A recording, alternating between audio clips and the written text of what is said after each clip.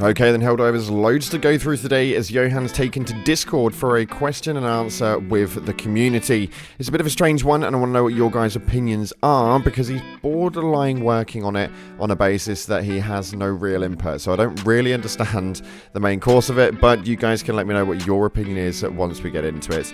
If you haven't already, smash that beautiful blue thumbs up and subscribe with post notifications turned on. It'd be greatly appreciated. And check out our sponsor, GamerSupps, the company that specializes in energy and nutrition products for gamers. Their products are sugar-free, low in calorie, and completely keto-friendly, with a variety of flavors and accessories to boot. They've got loads of things coming out in the next couple of weeks, so make sure you check them out via the link in the description and use code CloudPlays at checkout for a cheeky discount. With that being said, let's take a look at exactly what it is that's going to be happening, as it seems like even the CCO himself does not agree with a lot of the changes that have happened just recently. So there was a post that went into the Discord originally, and one of the questions was with regards to the Eruptor. It had an insane AoE using the shrapnel. That was a massive thing, and they obviously took that away, kind of made it a little bit voided, and was definitely not as strong as it was on day one. But this was brought up in the Discord, and Johan responded with agree. At first it used the orbital airburst shrapnel,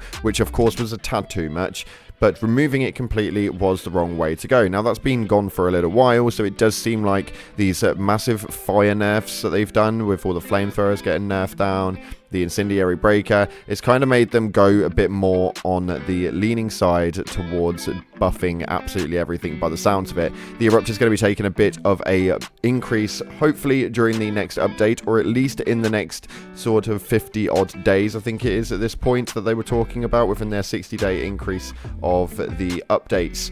Moving on though, there is a bit of a weird one, and this is kind of one I don't understand.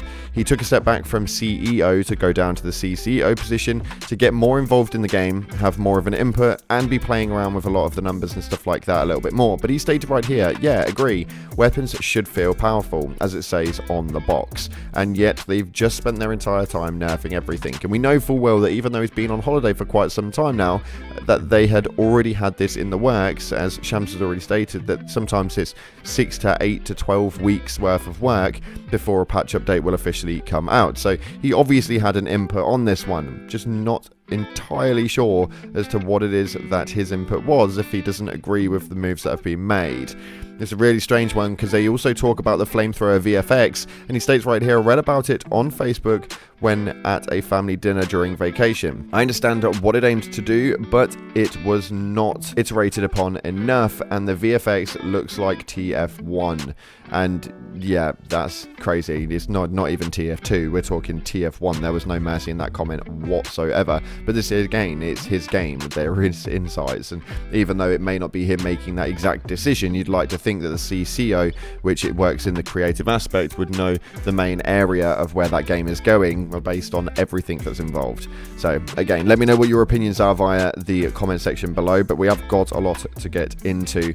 Johan also talked about the review bomb cape, which everybody has kind of been wanting, and we were told that it would release when the right time was here, and we always asked when that right time was. Well, he's now officially stated, he wrote about it earlier, basically review cape is waiting for the region conclusion. Now that does not mean that they are waiting for the region lock to get lifted, because that may not happen, but the full conclusion and Sony's statement on it is exactly what they're waiting for when it comes to releasing that review bomb cape, which actually I think makes a lot of sense.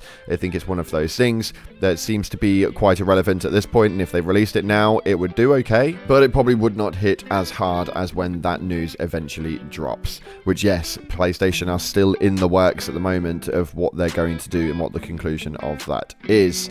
Some questions that were asked to Johan, though, inside of the Discord are funny, to say the least. People were asking about flying vehicles. I mean, we don't even have standardized vehicles at this point, so flying vehicles would probably be a little bit of a stretch. But Johan stated that I promised to the tech lead that we would never. A lot of assumptions have been made on that, which is pretty much exactly what you wanted to hear. It is solidly confirmed we will not have any flying vehicles inside of the game at any point in the near future or otherwise.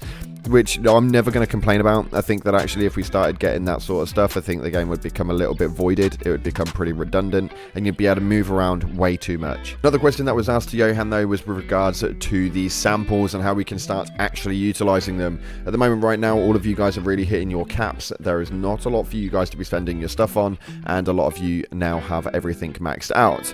Well, this person right here stated a very, very decent input, but instead, could we get some weapon labs to improve weapons using samples? Once you've maxed them out, they are pretty much useless. Only picked up for the team. Could be a good change to rise the max number of samples and change between samples, like 40 singles for 1 rare or something like that. Could be a good way to improve your most used and beloved weapon and give maxed players something to do. And I think that that's actually a really, really solid input. I think that it would work so damn well if they had that sort of input into there. At the moment, a lot of you guys, like we stated, have got all of your samples completely maxed out with nothing to spend it on. We've not got any more upgrades to your current status as far as the ships are concerned, so the samples aren't getting used on absolutely anything at all. There's nothing more in the works, or at least for a little while, to send. It's just kind of a bit of annoyance. So I think a weapons lab would actually be really, really helpful and really, really useful. Even if we used it to work on maybe stat bonuses and stuff like that, it would definitely be pretty damn cool. The interesting part of that is that Johan actually responded to this message and just put, "You are close to what we are working on." So it seems like there is some sort of iteration of that's going to be installed into the game at some stage or another. As to when that will be, what it is exactly, no idea. He didn't elaborate inside of that chat with regards to it. He just said that it was close to what they're currently working on, which is amazing, but at the same time, kind of want a little bit more of an input on that. You kind of dropped a bit of a bombshell, left the mic and just went with it. It's absolutely crazy, but it'll be interesting to see where that one goes, because on top of that, CAF are also going to be making an injection into the game, as Johan states right here, this is also in the works. So much being worked on. The stability and balance controversies get in the way of us giving you amazing new stuff, which I think is an absolutely poor excuse as to why they're not actually releasing any of this stuff. But nonetheless, I feel like that's just kind of a, this is your own fault. You're not getting all of this cool stuff that we've been working on. I think it's a bit of a lazy aspect to it. Like, maybe just fix your game to begin with. Maybe not issue so many nerfs straight off the rip, and you won't have those controversies getting in the way. So that is that one. And then we have also got a way of getting through to the actual test servers. They were talking about test servers earlier on in the month, to be able to obviously get the opportunity to play later versions of it and more updated versions, but they're not going to make this just a straight up, you can just jump in and go and do it. It's going to have a limited player base. It'll be restricted to a group of active users, and there'll be some sorts of like NDAs that are attached to it, signed. There'll be no spoilers for those who don't want to test it and who aren't testing, so I don't know how it is that you'll be able to apply, but as of right now, all we've got is that it's going to be coming at some point in the next 60 days, and you'll have to sign an NDA and make sure that you just don't break that movement. As far as how that actually operates, we'll have to wait and see, but it'll be interesting to see exactly how that one pans out, because I think that a lot of people are going to be in a really, really weird position when it comes to the test servers, because pretty much if it's going to be solidified down to a specific group of people, if these updates come out and people still aren't happy, the test servers render a little bit pointless. So that again is really, really annoying. And quickly getting into your top comments, we've got 3 comments to go over from the previous video. So if you guys want to get injected into the next one and featured, then make sure you get down to the comment section and pop something in there and get those likes up inside of your comments. But starting off, we have got this one right here that states, Arrowhead, if we win the major order, they actually killed 5 billion Bile Titans. None of these weapons need a buff. In fact, nerf the ones most used in the Bile Titan exterminations. That'll do. And I think a lot of people are genuinely worried about that. So they are not making much of an impact inside of the actual killing of Bile Titans. Some people are just actually avoiding it all over. So that's a pretty interesting one, but I don't think that that's exactly what they've got in mind. I think that would pretty much dig the game into the ground if they started to do that. But your next comment right here is, so it's Arrowhead seriously saying that approximately 50,000 Helldivers need need to kill 100 Bile Titans each to pass this major order. That's effing insane. I think that this will be absolutely fine. I think that we'll pass this major order. It's got about another 5 days left on it, and I think it'll be an absolute breeze through. I think that the number itself is quite intimidating, but when you start breaking it down into the amount of players that are on, just because there's a 27,000 concurrent does not necessarily mean that there is only 27,000 people playing the game overall.